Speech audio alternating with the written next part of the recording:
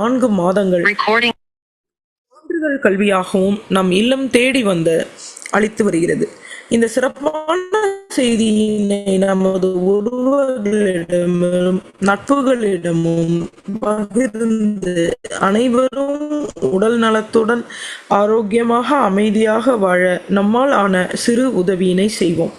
மகரிஷியின் கனவாம் உலக அமைதிக்கு நம்மால் இயன்ற சிறு தொண்டினை செய்து yoga.edu.in இணையதளத்திற்கு செல்லவும். வாழ்க வளமுடன். தவத்தினை தொடர்ந்து கடமையில் விழிப்புணர்வு என்ற தலைப்பில் சிந்தனை விருந்து வழங்க நமது மதிப்பிற்கும் மரியாதைக்கும் உரிய பேராசிரியர் அருள்நிதி வெங்கடலட்சுமி அம்மா அவர்கள் அன்புடன் அழைத்து அமர்கிறோம். நன்றிகள் அம்மா. வாழ்க வளமுடன். தவமியற்றிய பேராசிரியரை அனைவரும் துரிய நிலையில் நின்று வாழ்த்துவோம். பேராசிரியர் அருள்நிதி கலைச்செல்வி சிவகுமார் அம்மா அவர்கள் வாழ்க வளமுடன். அவர்தம் அன்பு குடும்பம் வாழ்க வளமுடன். அருட்பேராற்றல் கருணையினால் உடல் நலம், நீளாயுள், நிறை செல்வம், உயர் புகழ் ஓங்கி வாழ்க வளமுடன். வாழ்க வளமுடன் அம்மா. வாழ்க வளமுடன். சான்றோர் பெருமக்கள் அனைவருக்கும் எனது இனிய போகி திருநாள் வாழ்த்துக்களும் அட்வான்ஸ் பொங்கல் திருநாள் வாழ்த்துக்களும். வாழ்க வையகம், வாழ்க வையகம், வாழ்க வளமுடன். குரு வாழ்க, குருவே துணை. இன்று நாம் சிந்தனைக்காக எடுத்துக்கொண்ட தலைப்பு கடமையில் விழிப்புணர்வு. ஒவ்வொருத்தருக்குமே கடமைகள் இருக்கு. கடமைகளை உணர்ந்தோர், கடவுளை உணர்ந்தோர் கடமையில் வாழ்வார் என்கிறார் நம் மகரிஷி. கடமையில் விழிப்புணர்வு என்பது நாம் செய்ய வேண்டிய கடமைகளை திறந்த மனதுடன் கடமையை உணர்ந்து எந்த ஒரு எதிர்பார்ப்புமின்றி தன்னலமற்று செய்வதாகும். ஒவ்வொரு மனிதனுக்கும் கடமை என்பது உண்டு. ஒவ்வொரு மனிதனும் சமுதாய கூட்டு முயற்சியால் தான் வளர்க்கப்படுகிறான், வாழ்ந்து கொண்டும் இருக்கிறான். அவன் அன்றாடம் பயன்படுத்தும் அனைத்து பொருட்களும் சமுதாய கூட்டு முயற்சியால் உருவாக்கப்பட்டதே ஆகும். நாம் உண்ணும் உணவை ஒரு பிடி எடுத்துக்கொண்டால் அதில் எவ்வளவோ பேருடைய உழைப்பும் பல தலைமுறையினரது ஆராய்ச்சி அறிவும் அதில் கலந்திருக்கிறது. நாம் அன்றாடம் பயன்படுத்தக்கூடிய ஒவ்வொரு பொருளும் சமுதாயத்திடமிருந்தே பெறுகிறோம். அவர்களின் உழைப்பிலிருந்தே நமக்கு கிடைக்கிறது. ஒரு பிடி உணவில் உலக ஒற்றுமை கண்டிடு, உழைப்பால் பதில் உலகிற்கு தந்திடு. இது மகரிஷி. ஒவ்வொரு மனிதனும் சமுதாயத்திற்கு கடன் பட்டிருக்கிறான். சமுதாயத்திடமிருந்து தான் பெற்ற கடனை திருப்பி தருவதே ஒவ்வொரு மனிதனுடைய கடமையாகும்.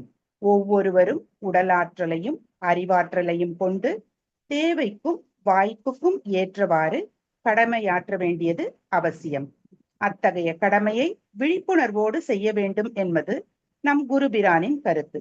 ஒரு செயலை செய்யும் முன்பு அதன் நன்மை தீமைகளை அலசி ஆராய்ந்து உணர்ந்து குற்றங்களை தவிர்த்து பிறர்க்கு உதவி செய்யும் போது விழிப்புணர்வோடு இருப்பதால் மன அமைதி மற்றும் இன்பம் பெறலாம். அற உணர்வின் ஒரு பகுதியே கடமை என்பதாகும். மனித குலத்தின் துன்பம் களைய அவரவர் தம் கடமையை சிறப்புடன் செய்ய வேண்டும். பிறருக்கு உதவி புரிவதில் கூட நாம் விழிப்புடன் இருத்தல் அவசியம். உதவி தேவைப்படுவோர் மட்டுமே நம்மை நாடி வருவார்கள் என அறுதியிட்டு கூறிவிட இயலாது. அப்படி தகுதியுடையவர்களாய் இருப்பினும் அவர்கள் எல்லோருக்குமே நாம் உதவிடவும் முடியுமா என்பது கேள்விக்குறிதான். பொருள் பறிக்க மட்டுமே இக்காலத்தில் பிறரை நாடி பலர் வருகின்றனர். எடுத்துக்காட்டாக நாம் எல்லோருமே இந்த அனுபவம் இருக்கும். நாம் வாகனங்களில் செல்லும் போது சிக்னலில் நம் வண்டி நிற்கும் போது பலரும் உதவி கேட்கின்றனர். அவர்களுக்கு காசு கொடுப்பதை தவிர்த்து உணவுப் பொருட்களை கொடுத்தால் சிலர் வாங்க மறுக்கின்றனர். சிலர் வாங்கி தூர நம் கண் முன்னாலேயே எரிந்து விடுகின்றனர். இன்னும் சிலர் இரவில் கொஞ்சம் ஆட்கள் நடமாட்டம் குறைந்த பகுதியாக இருந்தால் நம்மிடம் வழிப்பறி செய்யவும் முற்படுகின்றனர். இதிலெல்லாம் நாம் விழிப்புடன் இருக்க வேண்டியது மிகவும் அவசியம். அதே போல் பல இடங்களில் இலவச திருமணங்கள் செய்து வைக்கப்படுகின்றன. ஆனால் அவை எல்லாம் உரியவர்களுக்கு போய் இந்த உதவி சேர்கிறதா என பார்க்க வேண்டும். பிறருக்கு உதவி செய்யும் போது நாம் மிகவும் விழிப்புணர்வுடன் செயல் புரிய வேண்டும். ஒரு சிலர் தங்கள் மொபைலில் சார்ஜ் தீர்ந்து விட்டது, என கூறி நம் போனில் பேச உதவி கேட்கிறார்கள். அவர்களுக்கு உதவி புரிந்தால் நம் வங்கி கணக்கே திருடப்படும் அபாயம் உள்ளது. இதேபோல் ஆசிரமங்களில் இருந்து உதவி கேட்பதாக கூறி நமக்கு வரும் கால்களில் கவனம் தேவை. அவர்களுக்கு பணம் அனுப்பினால் நம் வங்கி கணக்கு திருடப்படும் அபாயம் இருக்கிறது என்பதை நினைவில் வைக்க வேண்டும். பிறருக்கு உதவி செய்வதில் ஓர் ஆத்ம திருப்தி இருக்கத்தான் செய்கிறது. பெறுவதை விட கொடுப்பது என்பது தனி இன்பம்தான். ஆனால் அதை விழிப்புடன் செய்தல் நலம். அதிலும் அவர்களது தேவைக்கேற்ப செய்தல் வேண்டும். ஆற்றில் போட்டாலும் அளந்து போடு என்பது பழமொழி. பெரியவர்கள் தன் அனுபவத்தின் மூலமே கூறியிருக்கிறார்கள். உலக கடமையில் ஈடுபட்டுள்ள ஒவ்வொருவருக்கும் பல பொறுப்புகள் உண்டு. நாம் எந்த அளவிற்கு விழிப்புடன் இருக்கிறோமோ அந்த அளவிற்கு இனிமை காணலாம். நாம் சமுதாயத்திடம் பெற்ற கடன் டியூ, அதை திருப்பி தருவதே டியூட்டி எனப்படுகிறது. ஒவ்வொரு தனி மனிதனும் தான் பெற்றுள்ள உடலாற்றலையும் அறிவாற்றலையும் கொண்டு அவ்வப்போதைய தேவைக்கும் வாய்ப்புக்கும் ஏற்றவாறு குறைவில்லாமல் செயலாற்ற வேண்டியது அவசியம். இலர் பலராகி காரணம் நோற்பார், சிலர் பலர் நோலாதவர் என்கிறார் நம் வள்ளுவ பெருந்தகை. ஆன்மீகத்தில் கூறுவதுண்டு, ஒருவர் தான் பெற்றோருக்கு செய்யும் கடமை தான் முன்பு பெற்ற கடன். அதாவது அவர்களிடமிருந்து தான் முன்பு பெற்ற கடன், அவர்களால் வளர்க்கப்படுகிறோம். தான் பெற்ற பிள்ளைகளுக்கு செய்வது வருங்கால சேமிப்பு, அவர்களை நாம் வளர்க்கிறோம். தன் உடன் பிறந்தோர் மற்றோருக்கு செய்வது தர்மம் என்பர். உடல், குடும்பம், சுற்றம், ஊரார், உலகோர்க்கு ஆற்றும் கடமை முறையே முக்கியம் கெடாமலும் பார் ஒன்றினால் மற்று என்கிறார் நம் குருபிரான். நாம் மற்றவர்களுக்கு உதவி செய்யும் போது நமது நலத்தையும் கவனிக்க வேண்டும். நம் உடல் நலம் நன்றாக இருந்தால் மட்டுமே நாம் பிறருக்கு நம் கடமையாற்ற இயலும். அதே போல் தன் தேவையையும் பூர்த்தி செய்து கொள்ள வேண்டும். தனக்கு இல்லாமல் மொத்தத்தையும் பிறருக்கே கொடுத்து விடுவதும் தவறான செயல். இது சுயநலமன்று. நம் நலத்தையும் பேணி காக்க வேண்டும். சுவர் இருந்தால்தான் சித்திரம் தீட்ட முடியும் என்பதே பழமொழி. நம் குருபிரான் அவர்கள் தனது இரண்டொழுக்க பண்பாட்டில் துன்பப்படுவோருக்கு என்னால் ஆன உதவிகளை செய்வேன் என குறிப்பிடுகிறார்கள். விலங்கினங்கள், பறவைகள் கூட தன் இனம் துன்பப்படும் போது உதவி செய்ய முற்படுகின்றன. நாம் மற்றவர்களுக்கு உதவி புரியும் போது மிகவும் விழிப்புடன் செயல்படுதல் அவசியம். குழந்தைகள் காப்பகங்கள், முதியோர் இல்லங்களில் இருந்து உதவி கேட்கும் போது மிகவும் எச்சரிக்கையுடன் செயல்படுவது அவசியம். நம் மனவளக்கலை அன்பர் ஒருவர் ஹெல்ப்லைன் ஒன்று நடத்துகிறார். இதில் இந்த மாதிரி இல்லங்களுக்கு உதவி செய்வதே அதன் நோக்கமாகும். அதன் உறுப்பினர்கள் மாதம் ஒரு குறிப்பிட்ட தொகை தம்மால் முடிந்ததை கொடுப்போம். பின் வேறு யாரெல்லாம் கொடுக்கிறார்களோ அதில் ஒரு குறிப்பிட்ட அளவு சேர்ந்த பிறகு யாருக்கு உதவி தேவைப்படுகிறதோ, யார் அவர்களை அணுகுகிறார்களோ, இல்லை அந்த உறுப்பினர்களின் மூலம் யாராவது உதவி கேட்டாலும் அவர்களுக்கு உதவுவது வழக்கம். அப்படி தொடர்பு கொண்டு அவர்களது தேவைகளை பட்டியலிட்டு வாங்கி கொண்டு அந்த காப்பகத்திற்கு எது தேவையோ அதை இவர்கள் வழங்குவது வழக்கம். யார் சிபாரிசு செய்தார்களோ அவர்கள் சென்று முதலில் அந்த ஆசிரமத்தை விசாரிப்பார்கள். அவர்களது தேவை, மேலும் அவர்களுக்கு இந்த தேவை உண்மைதானா என்பதையும் அறிந்து கொள்வர். பின் குழு உறுப்பினர்களில் யாராவது சென்று விசாரிப்பார்கள். இந்த உதவியை பெற அவர்கள் தகுதியுடையவர்கள் தான் என உணர்ந்த பிறகே அவர்களுக்கு அந்த உதவி சென்று சேரும். அவ்வளவு விழிப்புடன் இருக்கும் போதே ஒரு ஆசிரமம் முடிவு செய்யப்பட்டு விட்டது. அவர்களுக்கு உதவி செய்வதற்காக பொருட்களும் வாங்கப்பட்டாகிவிட்டது. அந்த குழந்தைகள் காப்பகம். உள்ளே நுழையும் போதே ஒரு நாள் உணவு வாடை குழந்தைகளுக்கு தான் பரிமாறுகிறார்கள் என நினைத்தால் அதன் உறுப்பினர்களும் பொறுப்பாளர்களும் உணவு அருந்தி கொண்டிருப்பதை பார்த்துவிட்டு அந்த குழந்தைகளை கூப்பிட்டு விசாரித்த போது அந்த குழந்தைகள் என்ன சாப்பிட்டீர்கள் என கேட்டபோது அவர்கள் எங்களுக்கு வெறும் வெள்ளை சோறும் நீர் ஊற்றியது என்றனர். ஆனால் குழந்தைகளுக்கு சத்து குறைபாடு உள்ளது. அவர்களுக்கு பாதாம், பிஸ்தா போன்ற உலர் பழ வகைகள், மேலும் பழ வகைகள் இவற்றை கொடுக்க எங்களால் முடியவில்லை, நீங்கள் வாங்கி தாருங்கள் என்று கூறியிருந்தார்கள்.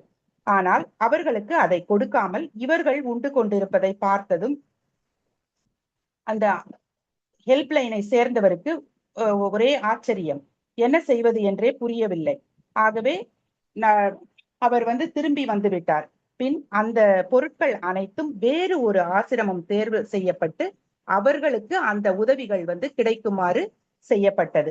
ஆகவே நாம் கடமை செய்வதில் மிகவும் விழிப்புடன் இருத்தல் அவசியம். இல்லையெனில் அத்தகைய உதவிகள் கயவர்களிடம் போய் சேர்ந்துவிடும் என்பதில் நாம் விழிப்பாக இருக்க வேண்டும். நம் கடமைகளை செய்யும் போது மனதை ஒருமுகப்படுத்தி முழு கவனத்துடனும் பொறுப்புடனும் செயல்படுதல் மிகவும் அவசியம். செய்யும் ஒவ்வொரு செயலையும் அது ஒரு சிறு காரியமாக இருந்தாலும் பிரபஞ்சத்தின் ஒரு பகுதியாக உயர்ந்த நோக்கத்துடன் செய்ய வேண்டும். தியானம், தற்சோதனை போன்றவற்றின் மூலம் கிடைக்கும் விழிப்புணர்வை அன்றாட கடமைகளில் பயன்படுத்துவது, கடமைகளில் விழிப்புணர்வுடன் இருக்கும் போது தேவையற்ற மனக்குழப்பங்கள் நீங்கி அமைதி கிடைக்கும். செய்யும் வேலையில் ஏற்படும் கவனமும் ஈடுபாடும் திறமைகளை மேலும் மேம்படுத்தும். கடமைகளே யோகமாக மாறும் போது அது ஆன்மீக முன்னேற்றத்திற்கும் வழிவகுக்கிறது. யாதும் ஊரே யாவரும் கேளீர் என்ற எண்ணத்தால் உயர்வடைந்த தமிழன் பண்பு சூதும் வாதும் நிறைந்த தெளிவில்லாத சுயநலமிகள் செயலால் களங்கமாச்சு. போதும் நாம் கண்ட பலன் குறைகள் தம்மை போக்க உயர் சிந்தனையால் முயற்சி செய்வோம். தீதும் நலமும் ஆய்ந்து செயல் திட்டத்தை திருத்திக் கொள்வோம் இன்று உலகை நோக்கி என்கிறார் நம் குருபிரான். உதவி தேவைப்படுபவர்கள் மட்டுமே நம்மை நாடி வருகிறார்கள் என அறுதியிட்டு கூறிவிட முடியாது. உதவி என்று அதையே ஒரு நோக்கமாக வைத்துக்கொண்டு தாங்கள் உயிர் வாழ்வதற்கு பொருள் ஈட்டிக் கொள்பவர்களும் இவ்வுலகில் இருக்கத்தான் செய்கிறார்கள். அப்படியே தகுதியுடையவர்களாயினும் அவர்கள் அனைவருக்குமே நாம் உதவி செய்திடவும் இயலாது. நாம் ஒரு கனிமரம் வளர்க்கிறோம் என்றால் கனிகளை மட்டும்தான் கொடுத்து உதவி செய்ய இயலுமே தவிர மரத்தையே வெட்டி கொடுத்து விடவும் இயலாது. அதனால்தான் நம் முன்னோர்கள் அன்னதானத்திற்கு முக்கியத்துவம் கொடுத்தனர். அதை மட்டும்தான் போதும் என்று கூறி திருப்தி அடைவர். தற்காலத்தில் அதையும் தேவைக்கு அதிகமாக வாங்கி வீணடிக்கின்றனர். கோவில் திருவிழாக்கள், இந்த கும்பாபிஷேகங்கள், இந்த மாதிரி இடத்துல எல்லாம் பாத்தீங்கன்னாக்கா உணவு தானமா கொடுக்கறாங்க. அதை வாங்கி நிறைய பேர் வீணடிச்சிடுறாங்க. ஆனா கிடைக்க வேண்டியவங்களுக்கு அது கிடைக்காம போயிடுது. இதே மாதிரி பாத்தீங்கன்னா வேணும்ன்றத மட்டும் வாங்கிக்க மாட்டாங்க. ஒரு அவசர காலங்கள்ல கூட உணவுப் பொருள் கிடைக்காம போயிடுமோன்னு சொல்லிட்டு நிறைய வாங்கி வீடுகள்லயும் சேமிச்சுக்கிறாங்க. அது கிடைக்க வேண்டியவங்களுக்கு கிடைக்காம போயிடுது. இதுலயும் அவங்கவங்க கடமையை உணர்ந்து செய்ய வேண்டியது ரொம்ப அவசியமாயிடுது. நம்மிடம் உதவி நாடி வருபவர்களை இவர் நம்மை ஏமாற்றுகிறாரா, உண்மையாகவே உதவி தேவைப்படுகிறதா என ஆராய்ந்து அறிந்து உறுதி செய்த பிறகு அளவோடும் முறையோடும் அவர்களுக்கு உதவி செய்ய வேண்டும். செயல், ஒழுக்கம், சேவை, சிந்தனை, சீர்திருத்தம், சிக்கனம் இவை ஐந்தும் செழிப்பான வாழ்வளிக்கும் மகரிஷி. உலக கடமையில் ஈடுபட்டுள்ள நமக்கு பல பொறுப்புகள் உண்டு. எவ்வளவு விழிப்புடன் நம் கடமையை செய்கிறோமோ அந்த அளவுக்குத்தான் நாம் வாழ்வில் இனிமை காண முடியும். இஸ்லாமிய பார்வையில் சதகா என்பது ஒரு அத்தியாவசிய கடமையாகும். இது பணத்தை வழங்குவதோடு மட்டுமல்லாமல் நற்செயல்கள், அறிவு, ஆற்றல் மற்றும் மனிதநேயம் என பல வடிவங்களிலும் பரந்து விரிந்தது. குடும்பத்திற்கு செலவு செய்வதும், மக்களுக்கு நீதி வழங்குவதும், சிரமப்படுவோருக்கு உதவுவதுமே தலையாய கடமையாக கருதப்படுகிறது. புன்னகைத்தல், நல்லதை ஏவுதல், தீமையை தடுத்தல், வழிகாட்டுதல் போன்றவையும் கடமையாக கருதப்படுகிறது. இதுல நிறைய பேர் பாத்தீங்கன்னா புன்னகைக்கிறதே இல்லை. ஒருத்தர் பார்க்கும் போது சாதாரணமா சிரிச்சுப்பாங்க. இப்ப பாத்தீங்கன்னா அது கூட இருக்கிறது இல்லை. அதனாலதான் மன அழுத்தம் உலகத்துல எல்லாருக்குமே ஜாஸ்தி ஆயிடுது. இதனால்தான் சைக்கியாட்ரிஸ்ட் நோக்கி எல்லாரும் போறாங்க. அறிவை பகிர்ந்து கொள்வதும் கடமை. சூரியன் உதிக்கும் ஒவ்வொரு நாளிலும் மக்களிடையே நீதி செலுத்துவது, மனிதநேயத்துடன் உதவுவதும் கடமையாக கருதப்படுகிறது. பசியோடு இருப்பவருக்கு உணவும், நோயுற்றோருக்கு ஆறுதல் அளிப்பதும் ஒவ்வொரு கிறிஸ்துவரின் தலையாய கடமையாக கருதப்படுகிறது. தங்களது தனிப்பட்ட திறமையில்லாதவர்களுடன் பகிர்ந்து கொள்வதும் ஒரு முக்கிய கடமையாக கூறப்படுகிறது. சீக்கியர்களின் முக்கிய கடமை என்று பார்க்கும்போது, நேர்மையாக உழைத்து சம்பாதித்ததை ஏழைகளுக்கு பகிர்ந்து கொடுத்து உண்ணுதல், அதாவது அனைவருக்கும் உணவு அளிப்பது அவர்களது கடமையாக கருதப்படுகிறது. நம் புராணங்களிலும் கிராமப்புறங்களிலும் கூறும் கதை ஒன்று உண்டு. அதாவது சிவபெருமான் தினமும் அனைத்து சீவராசிகளுக்கும் உணவு அளிப்பதை தன் தலையாய கடமையாக கொண்டுள்ளார் என்பதும், ஒரு நாள் இரவு அவர் அனைத்து சீவராசிகளுக்கும் உணவளித்துவிட்டு கைலாயம் திரும்புவதாகவும் கூறுவர். அப்போது பார்வதி அன்னை ஒரு சிறு எறும்பை ஒரு சிறு பேழையில் போட்டு, இதற்கு உணவு அளிக்கவில்லையா என வினவினார். அப்போது திறந்து பார், தெரியும் என்கிறார் சிவபெருமான். பார்த்தால் அதன் வாயிலும் சிறிது உணவு துகள்கள் இருந்ததாக கூறுவதுண்டு. இதில் நாம் புரிந்து கொள்ள வேண்டியது என்னவென்றால், அனைவருக்கும் உணவு கிடைப்பது அவசியம். அனைவருக்கும் உணவு கொடுப்பது ஒவ்வொருவரோட கடமையாக கருதப்படுகிறது. நம் சுற்றுப்புறத்தை நாம் தூய்மையாக வைத்துக் கொள்வது, நம் உடலை பேணி காத்தல், வருங்கால சமுதாயத்தை ஆரோக்கியமாக உருவாக்குதல், பஞ்சபூதங்களையும் மாசுபடாமல் பாதுகாத்தல், இவை அனைத்தும் நம் தலையாய கடமையாகும். உடம்பினை முன்னம் இழுக்கென்றிருந்தேன், உடம்பினுக்கு உள்ளே உருபொருள் கண்டேன். உடம்புள்ளே உத்தமன் கோயில் கொண்டான், உடம்பினை யான் இருந்து ஓம்புகின்றேனே. இது திருமூலர். நம் உடம்பு நன்றாக இருந்தால்தான் நம் கடமைகளை சிறப்பாக செய்ய முடியும். அதற்கு நம் குருபிரான் அவர்கள் கூறிய உணவு முறையை பின்பற்றல் நலம்.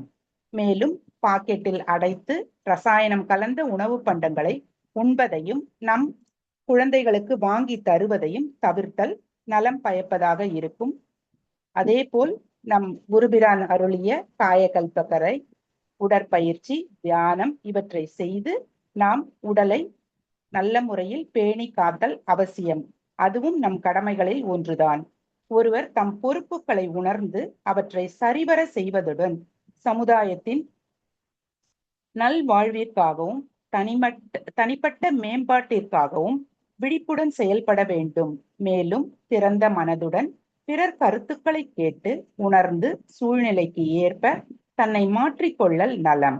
பிறருக்கு உதவுவது, நேர்மையாக இருப்பது, சட்டதிட்டங்களை பின்பற்றுதல், சுற்றுப்புற சூழல் பாதுகாப்பு, போதைப் பொருட்கள், சமுதாய தீமை தரும் செயல்களை தவிர்ப்பது போன்றவையும் நம் கடமையாகும். சட்டபூர்வமான கடமைகள், தனிப்பட்ட பொறுப்புகள், சமூக கடமைகள் என உணர்ந்து செயல்படுவது மிகவும் அவசியமாகிறது. நேர்மையாக இருப்பதோடு மட்டுமன்றி தீமைகளை நீக்குதல், நன்மை செய்யும் போது விழிப்புடன் செயல்படுதல் வேண்டும். நாட்டின் நலனுக்காக, நாட்டை காக்க, சமூகத்தை பிளவுபடுத்தாமல் இருப்பதும் நம் கடமையாகும். மேலும் வாக்குரிமை பெற்ற அனைவரும் பொறுப்புடன் சென்று வாக்களிப்பதும் நம் கடமையாகும். 100% வாக்குகள் பதிவு செய்யப்பட வேண்டும் என்பது அவசியம். இதில் நாம் பொறுப்புடனும் விழிப்புடனும் செயல்படுதல் நலம். ஒவ்வொருவரும் தங்கள் பொறுப்பை உணர்ந்து விழிப்புடன் செயல்பட வேண்டும். கடமைகளை சரிவர செய்யும் போதுதான் தனிப்பட்ட செல்வம், பொறுப்புணர்வை மேம்படுத்த இயலும். நாம் செய்யும் செயல்கள் ஒவ்வொன்றும் நம்மை மட்டுமல்ல, நம் சமுதாயத்தையும் பாதிக்கும் என்பதால் ஒவ்வொரு செயலிலும் நாம் விழிப்புடன் செயல்புரிதல் அவசியம். தவறுகளை நாம் திருத்திக் கொண்டால் மட்டுமே நாம் ஒரு சிறந்த வாழ்க்கையை வாழ இயலும். சமூகத்தில் ஏற்படும் மாற்றங்களுக்கு ஏற்ப நம் கடமைகளையும் அணுகுமுறைகளையும் மாற்றிக்கொள்ள வேண்டும். கடமையில் விழிப்புணர்வு என்பது வெறும் கடமைகளை செய்வது மட்டுமல்ல, அதை எப்படி செய்கிறோம், அதன் விளைவுகள் என்ன என்பதை உணர்ந்து பொறுப்புடனும் நெறிமுறைகளுடனும் செயல்படுவது அவசியமாகும். யாவர்க்குமாம் இறைவர்க்கு ஒரு பச்சிலை, யாவர்க்குமாம் பசுவுக்கு ஒரு வாயுரை, யாவர்க்குமாம் உண்ணும் போது ஒரு கைப்பிடி, யாவர்க்குமாம் பிறர்க்கு இன்னுரைதானே. இது திருமந்திரம். இதன் பொருள் என்னன்னு பார்த்தாக்கா, எல்லோராலும் இறைவனுக்கு ஒரு பச்சிலை, அதாவது வில்வம், துளசி போன்ற மூலிகைகளை நம்ம கோவிலுக்கு செல்லும் போது கொண்டு போய் கொடுக்கணும். அது பூஜைக்கு பின்னால இவை பிரசாதமாக அனைவருக்கும் பகிர்ந்து அளிக்கப்படும் போது இதன் மருத்துவ குணம் நோய்களை குணப்படுத்தக்கூடிய தன்மையதான் அமையுது. இதனால உலகம் முழுவதுமே நோய் நொடி இல்லாம பூரண நலத்துடன் வாழ முடியும். அது போலவே பசுவிற்கு ஒரு கைப்பிடி புல் கொடுப்பது.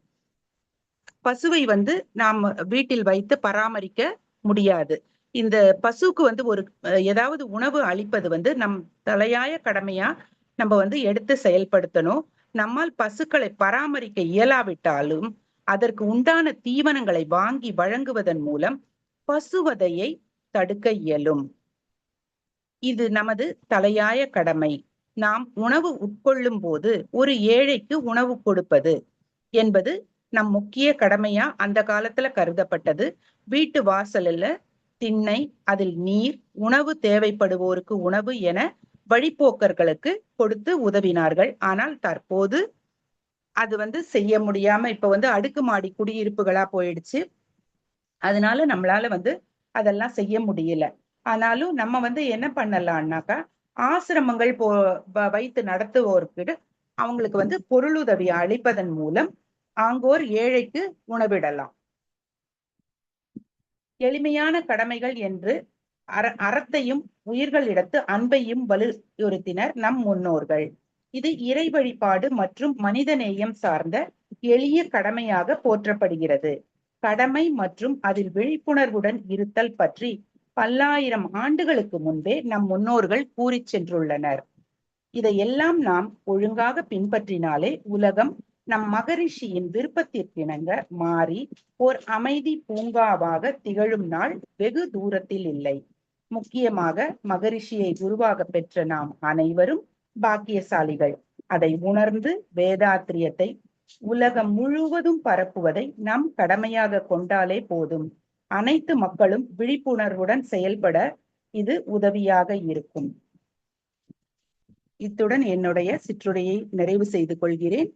என்னுடைய சிற்றுரையை இதுகாரும் பொறுமையாக செவிமடுத்த அனைத்து நல்லுள்ளங்களுக்கும் நன்றிகளும், வாழ்க வளமுடன் என்ற வாழ்த்துக்களும். இந்த அரிய வாய்ப்பினை எனக்கு அளித்த அனைத்து நல்லுள்ளங்களுக்கும் நன்றிகள். வாழ்க வளமுடன், வாழ்க வளமுடன், வாழ்க வளமுடன் அம்மா, வாழ்க